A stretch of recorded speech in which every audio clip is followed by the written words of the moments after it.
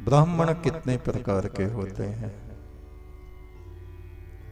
जातिवाद से कोई मतलब नहीं है। ब्राह्मण किसको कहते हैं, उनके भेद क्या हैं? वेद को आप पढ़िए, वेद में कोई जातिवाद नहीं। बहस करने वालों का तो कोई अंत नहीं, उनको तो छोड़ दीजिए। जैसे आप विद्यालय में जाते हैं, वहां जो विषय आप लेना चाहते हैं ले सकते हैं। वैज्ञानिक बनना है या फिलॉसफी आपको लेनी है, ये आपके ऊपर है। ऐसे ही संसार में ब्रह्म तत्व है, कोई भी मनुष्य इसको ग्रहण कर सकता है, वो ही ब्राह्मण कहलाता है। इनमें क्या क्या भेद हैं? द्विज, प्रथम द्विज। 5 साल या 8 साल के बच्चे को जो यज्ञोपवीत कराया जाता है, त्रिकाल संध्या का उपदेश उसको दिया जाता है, गायत्री आदि जपने को दी जाती है, तब वो बच्चा द्विज कहलाता है, यानी वो ईश्वर आराधना करने का अधिकारी होता है। एक प्रकार से कहिए कि गुरु उसको दीक्षा दे रहे हैं, परम ब्रह्म में उसको दीक्षित किया जा रहा है। उसका दूसरा जन्म ईश्वरीय ज्ञान में हो रहा है, तो उसकी उपाधि है द्विज। जब तक किसी व्यक्ति को मंत्र जपने का अधिकार प्राप्त नहीं होता, वो संस्कार नहीं होता, वो पशु तुल्य होता है। यानी जब तक गुरु के द्वारा हमें परम ब्रह्म का मंत्र न मिले, तब तक कोई भी स्त्री हो या पुरुष, उसकी बुद्धि पशु जैसी होती। जब वो आराधना करना प्रारंभ करता है, वेद पाठ आरंभ करता है, तब ही उसको द्विज यानी ईश्वरीय प्रकाश में उसका दूसरा जन्म हो चुका, ऐसा कहा जाता है।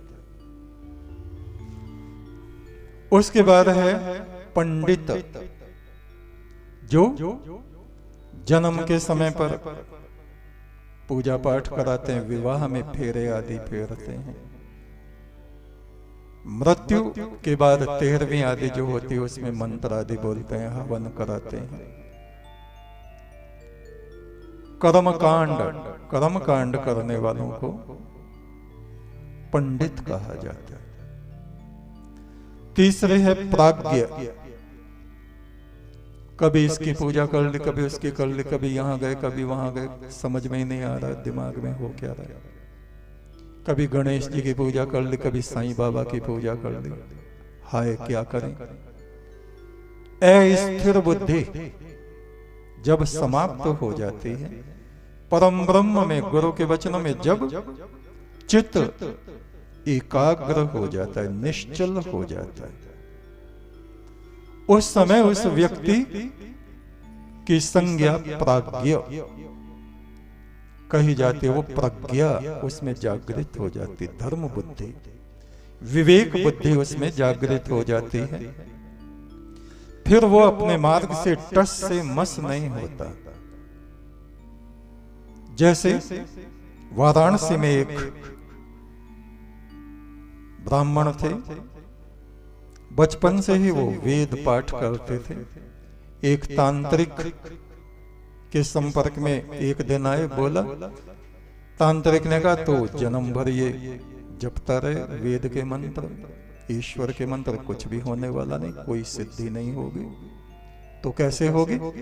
देख, मैं कर्ण पिशाचनी की सिद्धि तुझे बताता हूं, ना 40 दिन में सिद्ध हो जाए, जब कहना शमशान में पूजा करनी है।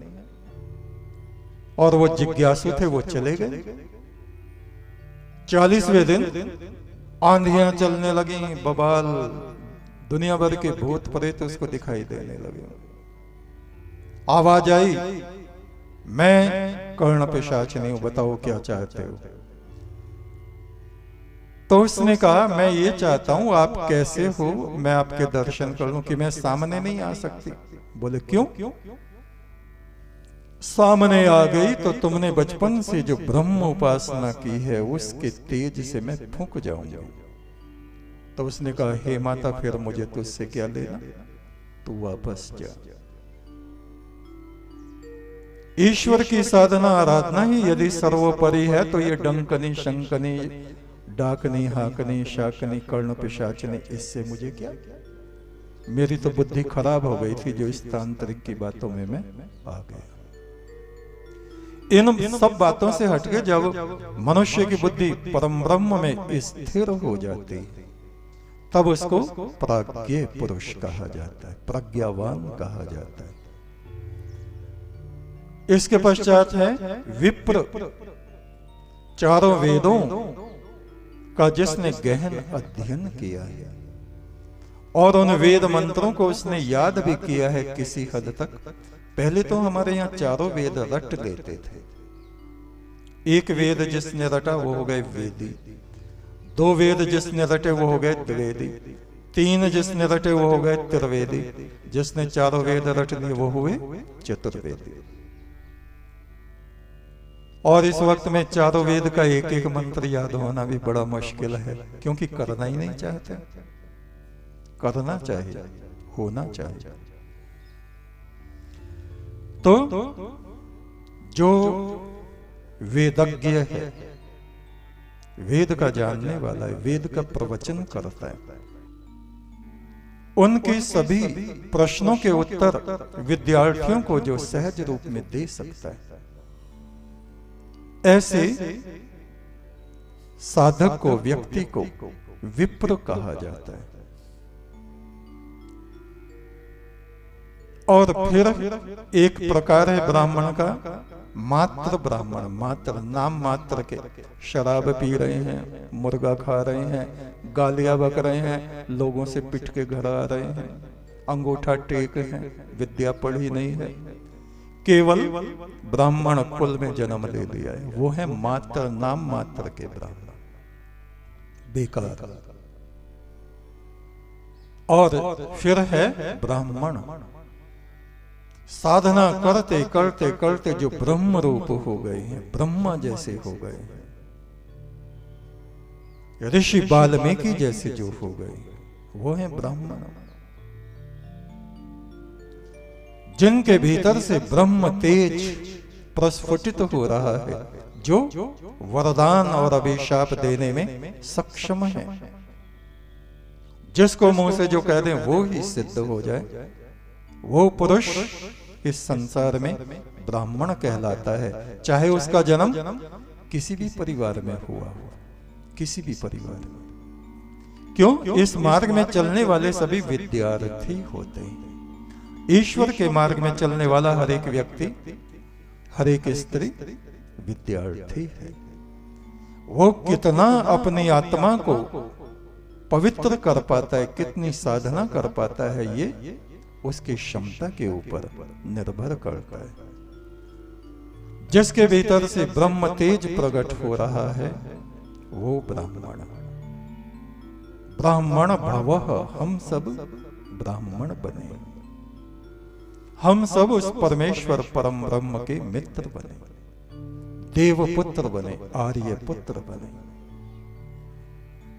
ये ही आज का संदेश है। बोलिए हिंदू राष्ट्र भारतवर्ष की जय, हिंदू राष्ट्र भारतवर्ष की जय, हिंदू राष्ट्र भारतवर्ष की जय। एक तू सच्चा, तेरा नाम सच्चा,